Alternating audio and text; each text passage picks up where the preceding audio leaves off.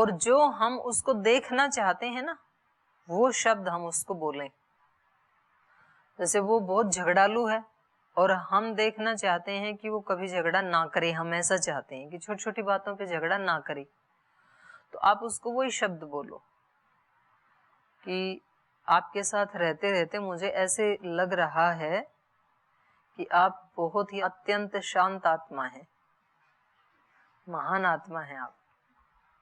दीदी जी ऐसे ही बोल के देखते हैं तो बोलते हैं गाली मत दे।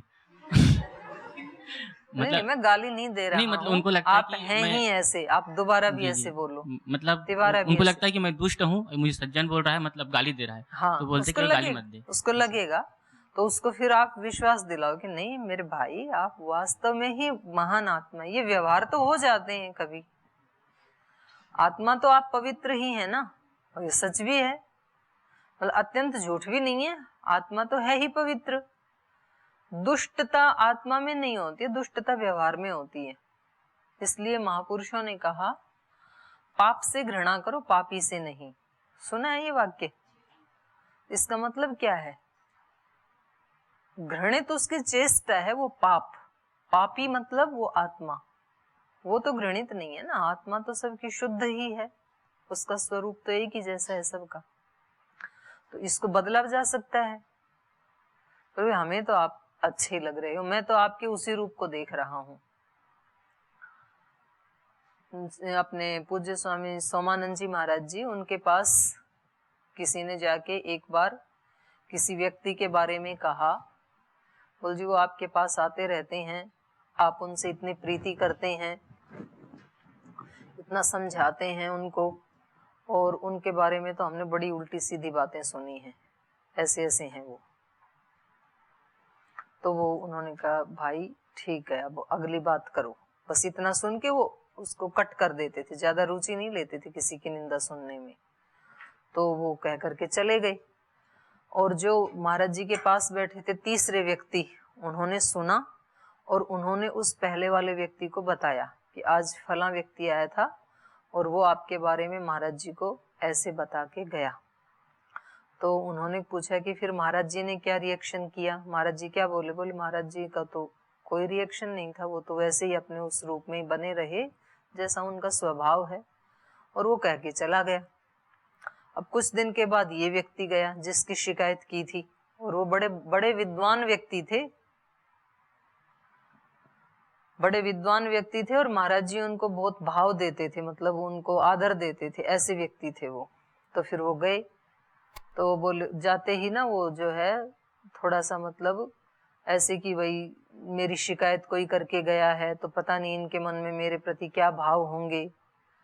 तो उन्होंने कहा कि जी मैंने सुना है कि आपके सामने कुछ मेरे बारे में ऐसी ऐसी बातें आई हैं। तो उन्होंने कहा भाई मुझे इस पे कोई चर्चा नहीं करनी है, मैंने तो अपने मस्तिष्क में आपका एक चित्र लगा रखा है कि ये व्यक्ति ऐसा है, मैंने एक अपने माइंड में एक फोटो लगा रखी है आपकी, और मैं उस फोटो को तब हटाऊंगा जब आप उससे ज्यादा महान बन जाएंगे, आप कोई ऋषि बन जाएं, योगी बन जाएं, तो फिर मैं उसको हटा दूंगा पहले वाली को और वो बढ़िया वाली लगा लूंगा। लेकिन उससे नीचे का कोई चित्र दिखाए तो मैं इस वाली को हटाऊंगा नहीं, क्योंकि मेरे लिए यही ठीक है। नहीं तो व्यक्ति तुरंत प्रभावित होता है, अरे वो ऐसा है, हमने तो सोचा था कि वो ऐसा होगा, वो ऐसा है, तो तुरंत अंदर वाली को पटकते हैं और वो गंदी वाली को लगा लेते हैं व्यक्ति। जो अपने ये हैं डेरा सच्चा सौदा के राम रहीम,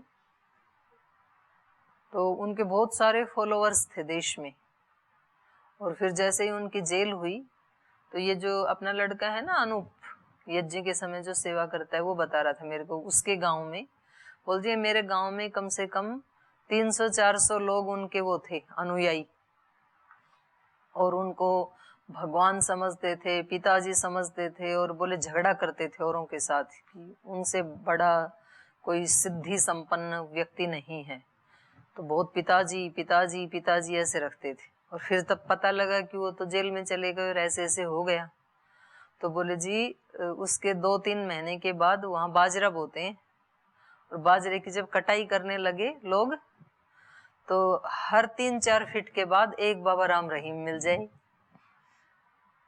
फिर थोड़ी कटाई करें, फिर एक निकल आई, फिर एक निकल आई। मतलब लोगों के घरों में फोटो थी, तो जो वो बाजरे में शौच के लिए जाएं और फोटो को वहीं डाल के आ जाएं। मतलब वैसे तो ले जाएं भी कहाँ, उसको कहाँ फेंकें। तो उनके मन में, अरे हमने तो इनके बारे में ऐसे सोचा था, इतने बड़े महात्मा हैं, इतने सिद्ध हैं, और ये तो ऐसे निकले। तो तुरंत फोटो उठाई पूजा के स्थान से और कहाँ डाली, जहाँ शौच के लिए जाते हैं। बोले जी खेत भरे पड़े हैं बाबा राम रहीम की फोटो के। तो सामान्य रूप से व्यक्ति क्या करता है, तुरंत श्रद्धा कर लेता है बिना जाने पहचाने, और तुरंत उसको उतार भी देता है। फिर थोड़ा सा किसी के बारे में कुछ सुना तो तुरंत उसको हटा देता है। लेकिन स्वामी जी ने क्या कहा, मैंने एक फोटो लगा रखी है, अब मैं इसको कब हटाऊंगा, जब इससे ऊंची फोटो आ जाएगी। तो आप उस व्यक्ति को एकांत में, और ऐसे उसको, मतलब आपको भी चीटिंग नहीं करनी है, आपको वो देखना है अपने अंदर कि है तो ये आत्मा ही ना, पवित्र आत्मा है। और आप उसको पूरे विश्वास के साथ कहें कि भाई मैंने तो अपने दिमाग में आपका एक पवित्र आत्मा का चित्र बना लिया है, और मैं तो आपको उसी रूप में देखता हूँ। आगे अब आपकी मर्जी है, आपका जीवन है, आपको जैसी भी चेष्टा करनी है, आप स्वतंत्र हैं। और ये स्थूल रूप से कहने की हिम्मत नहीं है तो अंदर अंदर कहें। अंदर अंदर कहने के लिए भी हिम्मत करनी होती है व्यक्ति को, नहीं तो आपका मन कहेगा कि क्यों झूठ बोल रहा है, तू तो उसको ऐसे मान रहा है। तो आप अपने मन को फिर काउंसलिंग करो, आप बताओ कि नहीं, आप उसके असली स्वरूप को देखो, वो भी तो एक वैसी ही शुद्ध आत्मा है ना, जैसे कोई भक्त होता है, वो भी तो भगवान का ही बालक है ना। ठीक है, उसमें कोई दोष है तो वो दोष हट भी तो सकता है। तो आप अपने ही मन की काउंसलिंग करो, उसको मत कहो, अपने मन में कहो, अपने मन में वो भाव लाओ। और फिर आपको ये पुरुषार्थ करना पड़ेगा लगभग 2-3 महीने तक। और 3 महीने यदि आपने इसको ईमानदारी से और नित्य किया तो परिणाम 100% आएगा, निश्चित रूप से आएगा। साइंस है ये, विज्ञान अपना काम करेगा। और दीदी जी, जिससे हमें प्रसन्नता मिलती है या खुशी मिलती है, सफलता मिलती है, उस समय हमें कौन सा भाव रखना चाहिए? उस समय भी तो मतलब भूल जाते हैं कुछ समय के लिए। नहीं, उस वही तो मैं कह रही हूँ कि जब आप शांत चित्त है ना, उस समय आप गुणों के कार्य को देखें कि गुण क्या क्या कर रहे हैं इस समय।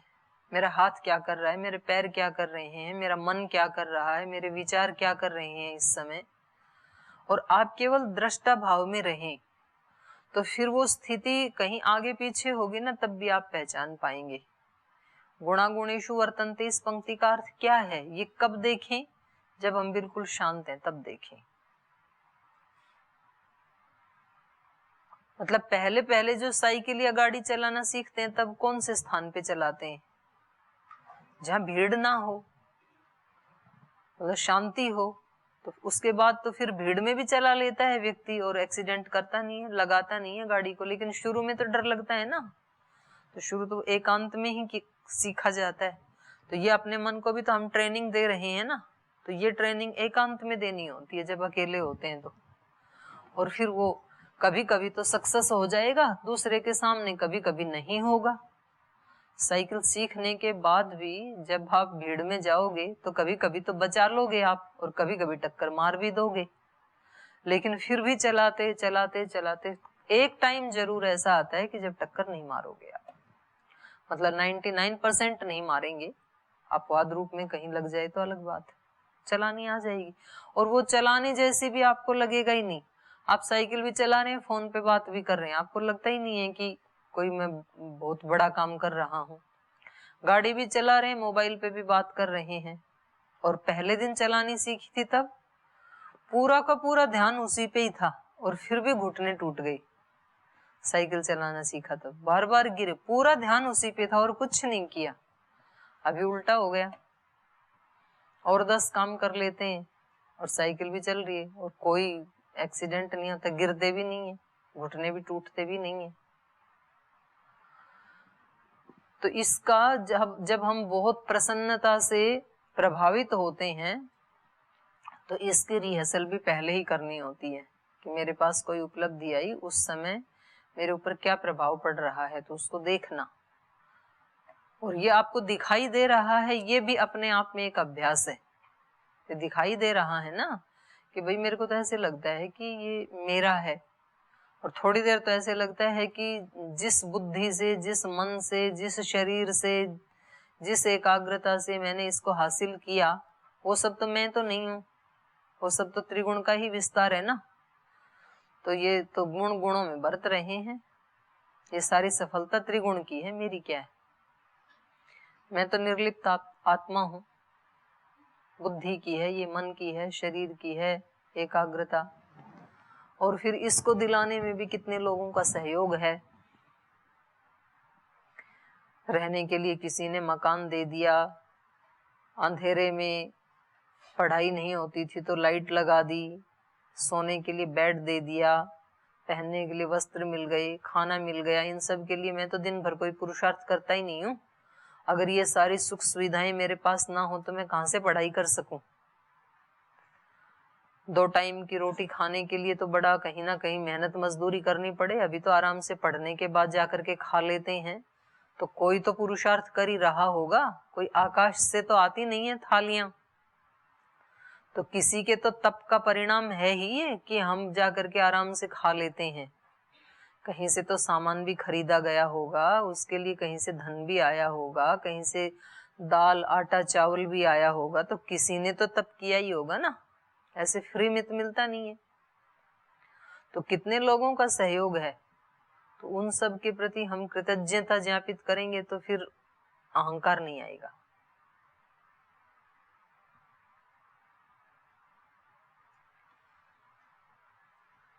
हो गया, चलें आगे।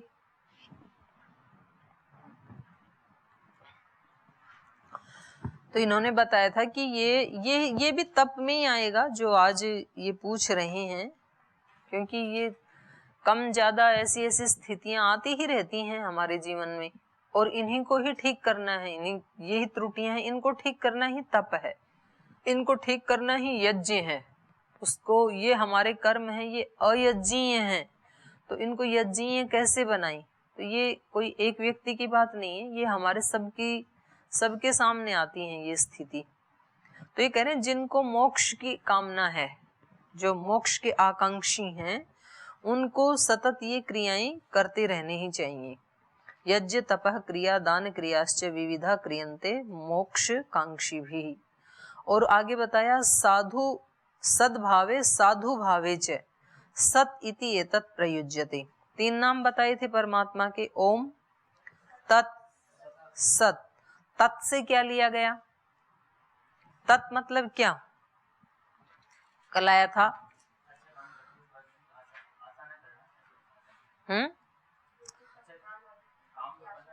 नहीं, ओम ये 23 नंबर में तो बताया था। ओम तत्सत इति निर्देशो ब्रह्मणस् त्रिविध स्मृत ब्राह्मणा तेन ब्राह्मणा वेदाश्च यज्ञाश्च भीता पुरा तस्मात् ओम इति उदाहृत्य। ओम का नाम लेके तो सारी क्रियाएं करें, तो ये तो हो गया ओम का ध्यान। तस्मात् ओम इति उदाहृत्य यज्ञ दान तपक्रिया प्रवर्तन्ते विधानोक्ता सततम ब्रह्मवादी नाम। फिर आगे कहा तत् इति। तत् का मतलब क्या है? तत् की पूजा कैसे करें? तत् का मतलब है ये सब करते हुए, यज्ञ तप क्रिया दान सब करते हुए और उसके फल की आकांक्षा ना रखें, तो ये क्या हो गया? तत् की उपासना हो गई। तत् वह है, तत् वो है, माने हमारे हृदय में हमने तत् की पूजा कर ली या तत् को हमने सिद्ध कर लिया अपने हृदय में, ये तब हमें कहने को हम कह सकते हैं जब हम किसी भी यज्ञ तप और दान की क्रिया के फल के प्रति हमारी आसक्ति ना हो। ओम तत्सत 3 नाम है ना ब्रह्म के, और उस ब्रह्म को हम सदा अपने साथ, उसकी शरणागति में हम रहना चाहते हैं, उसका वरद हस्त सदा हमारे सिर पे रहे, ऐसा हम चाहते हैं। तो ओम सदा रहे, इसके लिए तो हम जो भी काम करें तो वो ओम का उच्चारण करके करें, तो मतलब हम ओम की शरणागति में हैं, उसको भूलें नहीं कभी भी। और तत् का मतलब क्या है?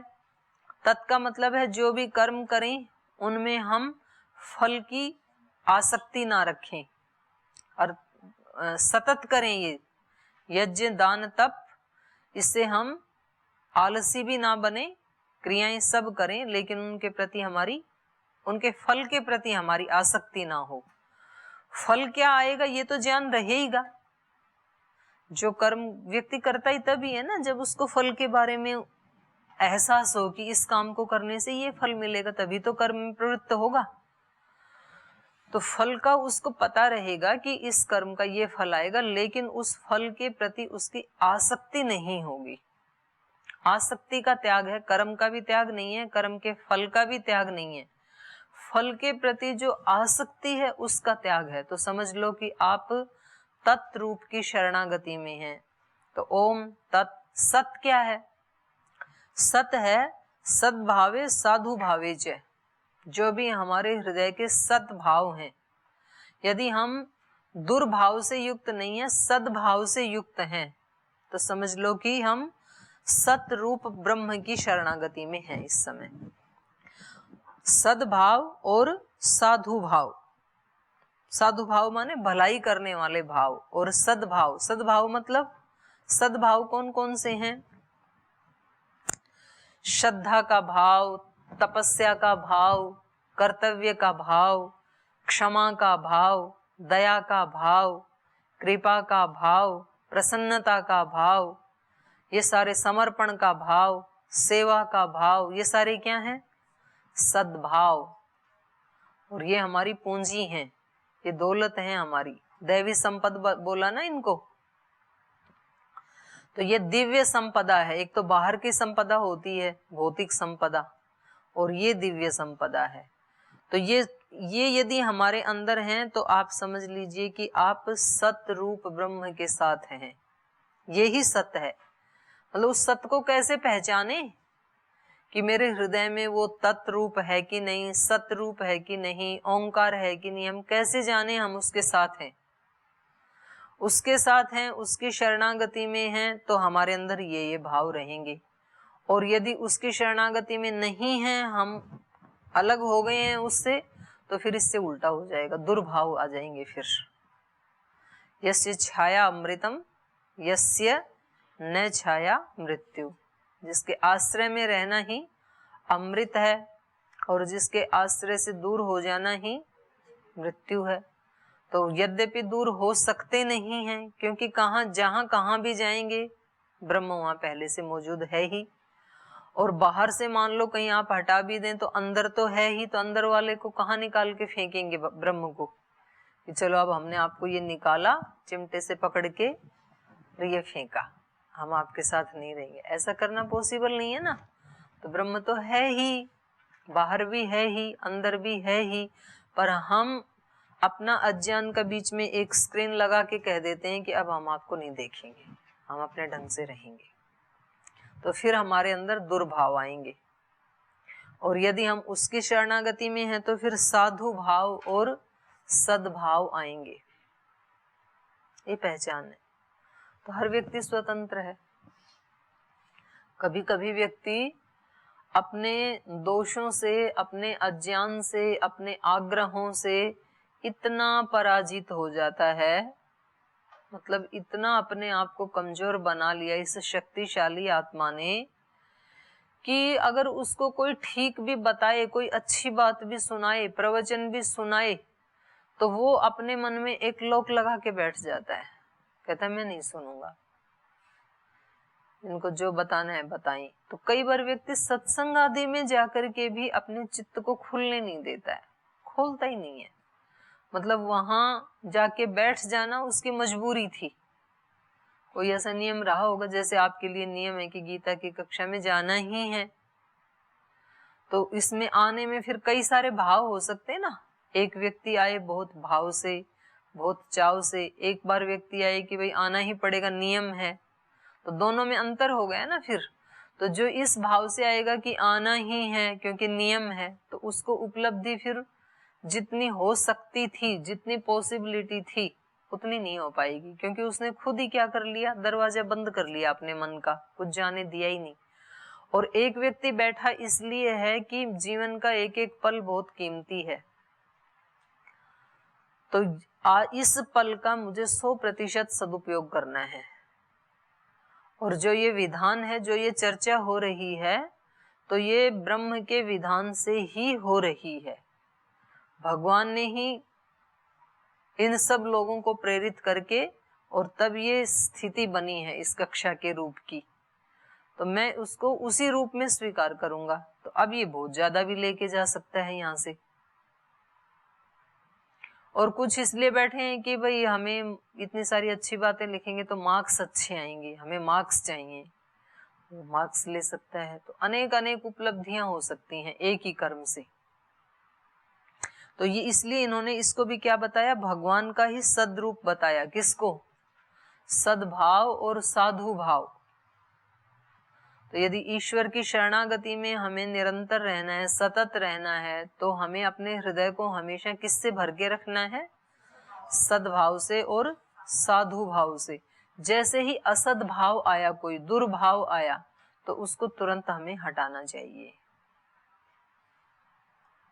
आपको लगता नहीं आश्चर्य कि हर बार हम दिवाली के ऊपर कितनी सफाई करते हैं? आपने भी की ना अब की बार अपने गुरुकुल की, और जबकि आपके गुरुकुल में तो ऐसा कुछ है नहीं आपके पास सामान, लेकिन जो घरों में करते हैं वो तो महीने 2 महीने से लगते हैं। आपके पास तो थोड़े से सामान होते हैं, उसकी क्या सफाई करना।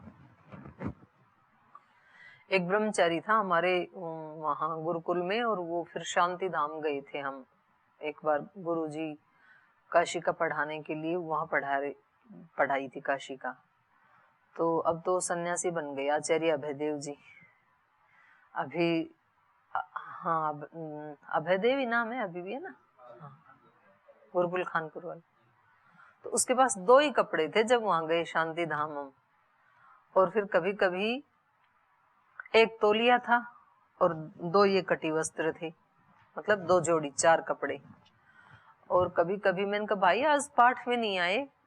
बहन जी आज ना मैं सुबह से कपड़े धो रहा था। अरे मैंने कहा तेरे पास टोटली तो 2 जोड़ी कटी वस्त्र हैं, तो 2 जोड़ी कटी वस्त्र के लिए तेरे को 4 घंटे क्यों लगे? सुबह से कक्षा शुरू हुई तो क्यों नहीं आए थे आप? मतलब उसको अपने 4 कपड़े ही ऐसे लगे जैसे पता नहीं कितनी बड़ी संपदा है। कपड़े धो रहा था। तो आपके पास तो इतना कुछ है भी नहीं सफाई करने के लिए, थोड़ा सा ही है। तो भी आप लोगों को लगता है आज कक्ष की सफाई हो रही थी, आज कपड़ों की सफाई हो रही थी। लेकिन मैं अलग बात कर रही हूँ। जो घर में रहने वाले लोग हैं, गृहस्थ आश्रम में रहने वाले लोग हैं, वो महीनों पहले दिवाली की सफाई में लगते हैं। और दिवाली आने तक एक कोना भी ऐसा नहीं बचता है कि जहां सफाई ना हुई हो, या तो धुलाई हुई होगी, या पेंटिंग हुई होगी, या कम से कम डस्टिंग हुई होगी, पूछा होगा, सफाई कर दी, और जो भी वेस्ट सामान था वो सब बाहर निकाल दिया। गट्ठर के गट्ठर बांध के बाहर डालते हैं, या जलाते हैं, या कबाड़ी को देते हैं।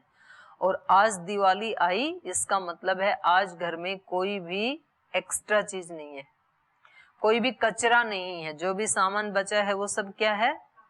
काम वाली चीजें हैं। और सारा घर बिल्कुल साफ है। और पूरे साल भर में एक सुई भी ऐसी नहीं लाई जिसको हम कचरा कह सकें। बाजार से कोई कचरा थोड़ी खरीद के लाया जाता है कि चलो जी आज कचरा लाते हैं। और अगली दिवाली आते आते फिर उतना ही कचरा हो जाता है, बंडल के बंडल भर जाते हैं। तो ये कचरा कहाँ से आया?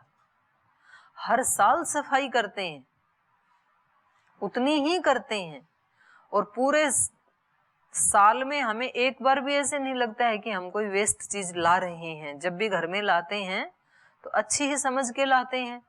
और ये क्या होता है कि थोड़े दिन के बाद वो चीजें वेस्ट हो जाती हैं। मतलब वही है ना जो हम लाए थे, वही तो निकाल के फेंक रहे हैं ना।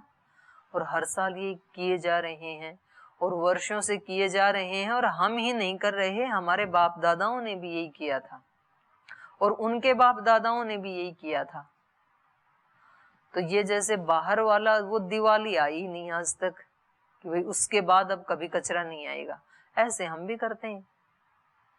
हमारे अंदर हम ध्यान करते हैं, उपासना करते हैं, यज्ञ करते हैं, लगता है कि अब हम बहुत ऊंची स्थिति में हैं, सद्भाव की स्थिति में हैं, और अगले दिन फिर वही करना पड़ता है।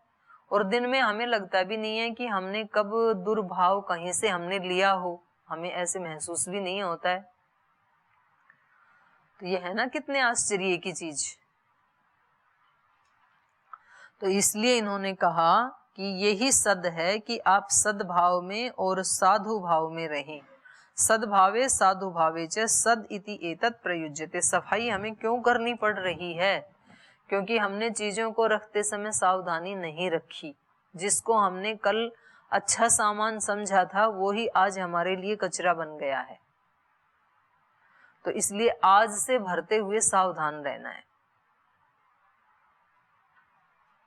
तो किसी व्यक्ति ने अपने सारा ही सामान जो है दिवाली में सब बांट दिया, किसी को कबाड़ी को दे दिया, बुरा था और अच्छा था वो सत्पात्रों को बांट दिया, तो अब सामान रखना ही नहीं। तो अब बताओ क्या कचरा निकलेगा? जब मकान खाली है तो कहां से कचरा निकलेगा? अब कोई कचरा नहीं निकलेगा। तो इसलिए अपने चित्त को क्या करना है? या तो सद्भाव से भर के रखना है या तो खाली रखना है। तो शेष चर्चा कल करेंगे।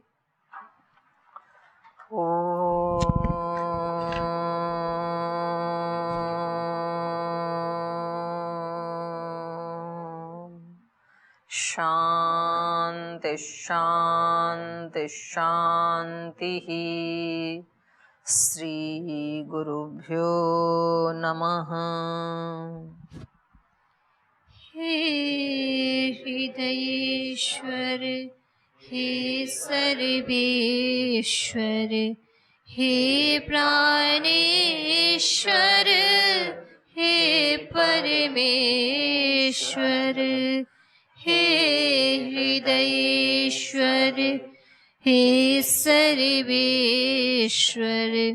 हे प्राणेश्वर, हे परमेश्वर, हे समर्थ, हे करुणा सिंधु, हे समर्थ, हे करुणा सिंधु, विनती स्वीकार करो, विनती स्वीकार करो। भूल दिखा कर उसे मिटा कर, भूल दिखा कर उसे मिटा कर, अपना प्रेम प्रदान करो, अपना प्रेम प्रदान करो। पीर हरो हरि, पीर हरो, पीर हरो हरि, पीर हरो, पीर हरो हरि, पीर हरो, पीर हरो हरि, पीर हरो। हे हृदयेश्वर, हे सर्वेश्वर, हे प्राणेश्वर, हे परमेश्वर, हे हृदयेश्वर, हे सर्वेश्वर, हे प्राणेश्वर, हे परमेश्वर, हे प्राणेश्वर, हे परमेश्वर, हे प्राणेश्वर, हे परमेश्वर। ओम श्री गुरुभ्यो नमः।